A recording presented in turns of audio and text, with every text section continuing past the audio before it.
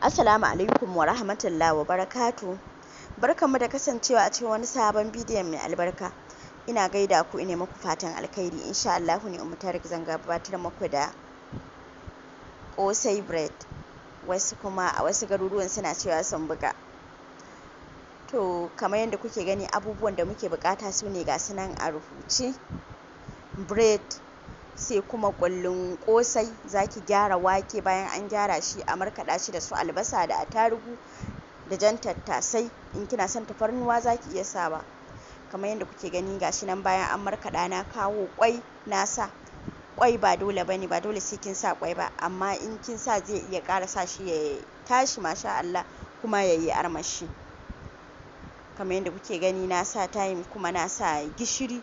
Za ki iya sa magi in kina so, kuma za ki iya sanya farin magi in kina amfani da shi, dan zai ƙara sa shi ya daɗi masha Allah. Nan kuma kamar yadda kuke gani, bread ɗin ne nake yayyankawa. Za ki iya yayyanka shi yadda kike buƙata, ya danganta. Kun gani masha Allah, gashi nan ina yayyanka shi. Na ga yayi man dogaye sosai, shi yasa sai na ƙara yayyanka shi biyu. Kun ga yadda yake. To sannan na zo na dinga sanya shi a cikin wannan ƙullu wanda na buga. In kina da mixer yana da kyau ki buga shi sosai, dan insha Allahu za ki ga yayi tashi sosai yadda ake buƙata.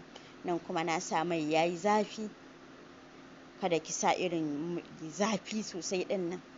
Wuta dai low heat, kada yi zafi irin sosai ɗin nan. Gashi nan kamar yadda kuke gani ina sassaka shi.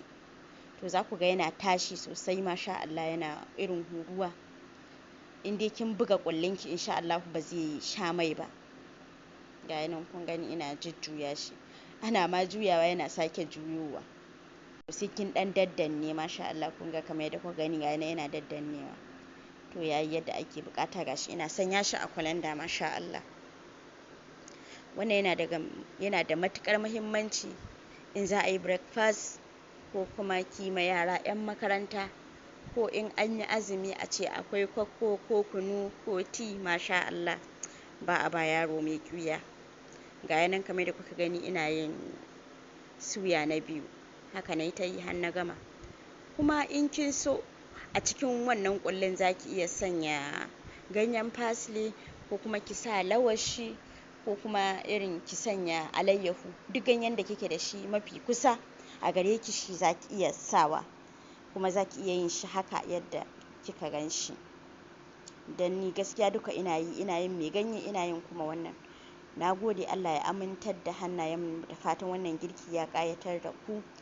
Ma'assalama.